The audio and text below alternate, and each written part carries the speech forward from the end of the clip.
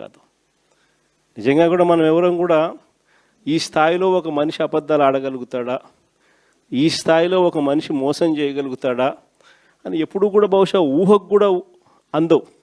ఎందుకంటే మామూలుగా ఇట్లాంటి అబద్ధాలు ఇట్లాంటి మోసాలు ఎవరైనా చేస్తే 420 అని చెప్పి కేసు పెట్టి జైల్లో పెడతారు. కానీ ఒక్క చంద్రబాబు నాయుడు గారు ఆయన కూటమిలో మాత్రమే అలా కేసులు పెట్టించుకోకుండా బయట ఉండగలుగుతారు. మన కళ్ళ ఎదుటే కనిపిస్తూ ఉన్న వాస్తవమైన స్వరూపం ఈరోజు రాష్ట్రంలో ఇది. ప్రతి చోట విపరీతమైన కరప్షన్, విచ్చలవిడి కరప్షన్ జరుగుతూ ఉంది. ఏ స్థాయిలో కరప్షన్ జరుగుతూ ఉంది అని అంటే అసలు రాజ్యం ఉంది, అసలు ఎవరైనా పాలకులు ఉన్నారా అని మనకే చూడల. మొట్టమొదటిసారిగా చూస్తూ ఉన్నాం.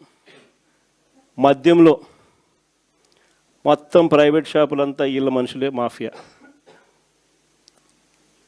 ప్రైవేట్ షాపులన్నీ వీళ్ళ మనుషులే లాటరీ పద్ధతిలో అంతా వీళ్ళ మనుషులకే ఇచ్చుకున్నారు.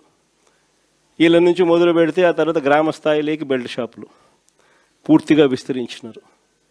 ఆక్షన్ను వాడి మరి ఏ కార్యకర్తకి ఇవ్వాల ఆ కార్యకర్తలు వాళ్ళు కొట్టుకోకూడదు కాబట్టి మళ్ళీ ఆక్షన్లు మాడి మరి బెల్ట్ షాపులు ఇస్తూ ఉన్నారు. మళ్ళీ గ్రామాలలో బెల్ట్ షాపులు నడిపేదానికోసం మళ్ళీ పోలీసుల దగ్గర నుండి నడిపించే కార్యక్రమం. మందు షాప్ పక్కనే పర్మిట్ రూమ్. ఎంఆర్పి రేటుకి ఎవడు అమ్మడు. బెల్ట్ షాపుల్లోకి చేరేసరికి ఎంఆర్పి ప్లస్ 10 రూపీసా ప్లస్ 20 రూపీసా ప్లస్ 20 రూపీస్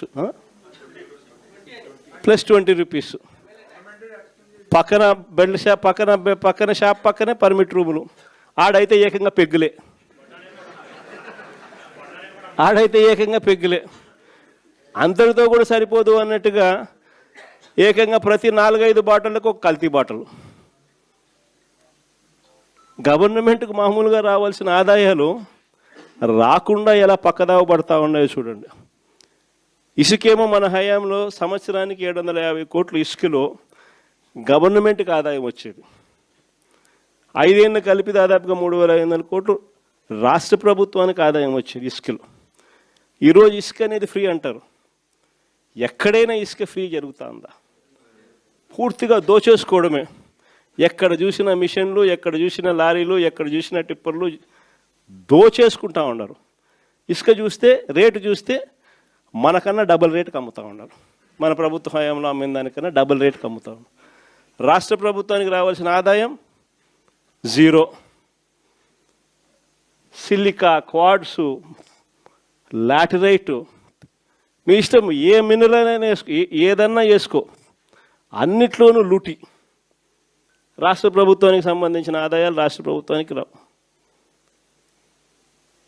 మొన్న సంక్రాంతికి అయితే హైలైట్. నిజంగా అసలు ప్రభుత్వమా జంగల్ రాజ్యమా ఇదే అని చెప్పి అనిపించే విధంగా జరిగింది. నిజంగా జంగల్ రాజ్యం అనేది మామూలుగా ఇప్పుడు చూసిండం మనం. నిజంగా నాగరిక ప్రపంచంలో మనం ఉన్నామా అన్నది క్వశ్చన్ మార్క్ అనిపించే విధంగా సంక్రాంతి అనేది చేసినారు వీళ్ళు. ఎంత దారుణం అంటే అసలు ఆ వీడియోలు చూస్తూ ఉంటే, ఆ సోషల్ మీడియాలో వైరల్ అవుతా ఉన్న వీడియోలు చూస్తూ ఉంటే ఆశ్చర్యం కలిగిస్తూ ఉంది. మొబైల్ రికార్డింగ్ డ్యాన్సులు, మొబైల్ బండ్లలో కొత్తపేటలో రికార్డింగ్ డ్యాన్సులు, రోడ్డు మీద రికార్డింగ్ డ్యాన్సులు పెడతా ఉంటే మనుషులందరూ పరిగెత్తా ఉన్నారు. పాటలు చూస్తే తాగురా తాగి చిందేయరా అని. రికార్డింగ్ డ్యాన్సులు, దారుణమైన స్థాయిలో రికార్డింగ్ డ్యాన్సులు. మొబైల్ వ్యాన్లలో ఏకంగా లిక్కర్ మొబైల్. అసలు ఏ స్థాయిలో జరిపినారని అంటే ప్రతి నియోజకవర్గంలో ఆక్షను. ఇవన్నీ చేయడానికి ఆక్షను. మా పులివెందులలో కూడా 3 కోట్లకు కంటెస్ట్ చేసిన ఎమ్మెల్యే 3 కోట్లకు అమ్ముకున్నాడు. వీళ్ళు ఎక్కడెక్కడి నుంచో వచ్చి అక్కడ సెటప్ చేస్తారు. 9 సెంటర్లలో 8 సెంటర్లలో పెట్టుకుంటారంట. టికెట్లు దోచేయడము. ఆశ్చర్యం ఏంటంటే ప్రభుత్వం దగ్గర నుండి చేయిస్తుంది. ఎమ్మెల్యేలకింత, చంద్రబాబుకింత, లోకేష్కింత అందరూ పంచుకోవడం, పోలీసులకింత. అసలు ఇటువంటి పరిపాలన, ఇటువంటి పరిస్థితి ఎప్పుడు కూడా చూడలే. ఏ స్థాయిలోకి వెళ్ళిపోయిందనంటే ఈ జంగల్ రాజ్యం అనేది నిజంగా అనుకుంటేనే ఆశ్చర్యం కలిగించే విషయం. ఓ డిఎస్పీ అనేవాడు మైక్ పట్టుకుంటాడు, యూనిఫామ్లో ఉన్నాడు, మైక్ పట్టుకున్నాడు, ఊపేయి కుదిపేయి అంటాడు. డిఎస్పీనా అసలు ఇది ఏం మనిషి వేయడని చెప్పి అర్థం కావడం అసలు. అంటే భీమవరం మీటింగ్లోనే అసలు ఇది ఇది ఇది నిజంగా సమాజంలో ఉన్నామా లేమా, అసలు ఏం జరుగుతూ ఉంది? జంగల్ రాజ్యం అంటే ఇది కాకపోతే ఇంక ఏ రాజ్యం ఇది అని చెప్పి ఆశ్చర్యం కలిగించే విషయాలు. నిజంగా ఈ బరితెగింపు అన్నది, ఈ విచ్చలవిడితనం అన్నది నిజంగా ఏ స్థాయికి వెళ్ళిపోయిందనంటే, చంద్రబాబు నాయుడు గారి ఎమ్మెల్యేలు, చంద్రబాబు నాయుడు గారికి సంబంధించిన వాళ్ళంతా ఏ స్థాయిలోకి వెళ్ళిపోయినారంటే, నిన్న 20 పేపర్లో చూసిన కోడూరు ఎమ్మెల్యే ఆరవ శ్రీధర్, అదే మనిషేనా అసలు ఇది ఎమ్మెల్యేనా అని అనిపిస్తుంది నాకు. అసలు ఈ అరవ శ్రీధర్ అనేవాడు ప్రభుత్వ ఉద్యోగి అయిన ఒక అమ్మాయిని భయపెట్టి, బెదిరించి, రేపు చేసి, హెరాస్ చేసి, స్వయంగా ఆ అమ్మాయి తనకు జరిగిన అన్యాయాన్ని కూడా ఏకంగా సాక్ష్యాలు ఆధారాలతో సహా బయట పెట్టింది. ఆముదాల వలస ఎమ్మెల్యే ఇంకోడు కూన రవికుమార్. ఈయన గారి వేధింపులు భరించలేక గవర్నమెంట్ స్కూల్ ప్రిన్సిపల్ ఆత్మహత్యా యత్నం చేసుకుంటే ఇప్పటి వరకు చర్యలు లేవు.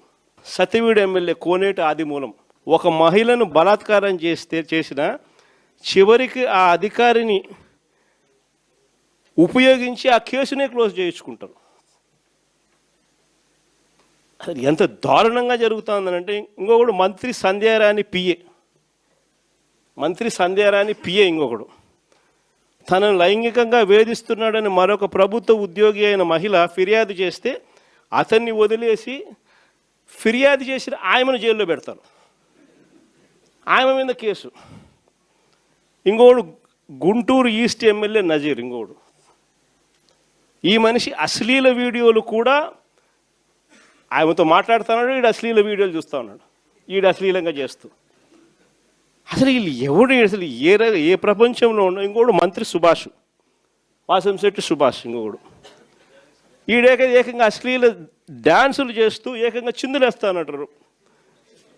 అశ్లీల డ్యాన్సులు చేస్తూ ఏకంగా స్టేజ్ ఎక్కి చిందులేస్తాడు మంత్రి. అసలు నాకు ఆశ్చర్యంగా ఉంది. అసలు జంగల్ రాజ్యం అని అంటే ఇంకా వేరే పేరు ఏమైనా ఉంటుందా ఈ ప్రభుత్వంలో జరుగుతూ ఉన్న పనులకు?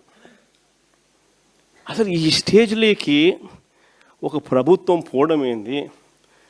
దగ్గరుండి ఇట్లాంటి వాళ్ళని తీసుకొని పోయి ఇన్సిడెంట్ జరిగితే భయము భక్తి లేకపోకుండా మరుసటి రోజు జైల్లో పెట్టాల్సిన వాళ్ళందరినీ జైలు అనేది ఎలా ఉంటుందో చూపించాల్సింది పోయి, ఇలాంటిది ఏదైనా చేయాలంటే బొల్లులో భయం అనేది ఎలా ఉంటుందో చూపించాల్సింది పోయి, వీళ్ళందరినీ ప్రోత్సహిస్తాడు ఎవడు? వీళ్ళందరినీ ప్రోత్సహిస్తూ ఉండేది వీళ్ళు. సాక్షాత్తు దగ్గరుండి చంద్రబాబు నాయుడు, ఆయన కొడుకు, ఆయన ప్రభుత్వం. నిజంగా ఇలాంటి పాలనలో మనం ఉన్నాము, ఇలాంటి రాష్ట్రంలో మనం ఉన్నాము అని నిజంగా జంగల్ రాజ్యం అని అంటే ఇదే. విచ్చలవిడి అవినీతి కనిపిస్తూ ఉంది. ఎమ్మెల్యేల దగ్గర నుంచి, మంత్రుల దగ్గర నుంచి విచ్చలవిడితనం కనిపిస్తూ ఉంది. విపరీతమైన కరప్షను, పోలీసులు రెడ్ బుక్ రాజ్యాంగం, ఏ మనిషి తప్పు చేయకపోయినా కానీ దొంగ సాక్ష్యాలు, దొంగ కేసులు పెట్టి బెదిరిస్తూ ఉన్నారు, తీసుకొని పోతున్నారు, అరెస్టులు చేస్తూ ఉన్నారు. ఒకవైపున ఇవన్నీ, మరోవైపు చూస్తే ఎన్నికలప్పుడు చెప్పినటువన్నీ అబద్ధాలు, అన్నీ మోసాలు. మరోవైపున మంచి పథకాలన్నీ రద్దు. ఇంకోవైపు చూస్తే వ్యవస్థలన్నీ కొలాప్స్. ఈ మాదిరిగా సాగుతూ ఉంది చంద్రబాబు నాయుడు పాలన. ఇలాంటి దుర్మార్గమైన పాలన మధ్య వైఎస్ఆర్సీపీ కార్యకర్తలు ప్రజల తరపున నిలబడే ఒక గొప్ప యజ్ఞం చేస్తూ ఉన్నారని చెప్పి గర్వంగా చెప్తాను. ఇలాంటి పాలన మధ్య ప్రజలకు నిజంగా వైఎస్ఆర్సీపీ పార్టీ అవసరం ఉంది. ప్రతి కష్టంలోనూ మనకు ప్రజలకు తోడుగా ఉండాల్సిన ధర్మం మన మీద ఉంది. కాబట్టి నేను మీ అందరికీ కూడా ఒకటే చెప్తా ఉన్నా, చూస్తా 2 ఏళ్ళు అయిపోయింది. ఇంకా కళ్ళు మూసుకొని కళ్ళు తెరిచేసరికి ఇంకా 3 ఏళ్ళే ఉంది. ఈ 3 ఏళ్లలో కూడా ఇంకొకటి 1.5 సంవత్సరం గడిస్తే ఆ తర్వాత నా పాదయాత్ర కూడా స్టార్ట్ అవుతుంది.